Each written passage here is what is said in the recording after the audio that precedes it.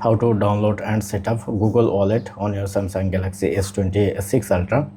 For that, you need to go your setting, and from here you need to go the Google service, and then here you can see the Google Wallet. Press on Google Wallet. Now you have to install your Google Wallet apps first. Once installed, just press on open. Then as you can see, you have to select your email account. There you want to set up. Press on allow. Now add payment card. If you press on the plus icon, you can see a lot of option. You can add gift card, photo, digital pass, etc. And to add a payment method, press add payment card. Then as you can see, you need to scan. Let's scan my card and enter your security code. And once done, you have to enter your cardholder name, country, region. Once all done,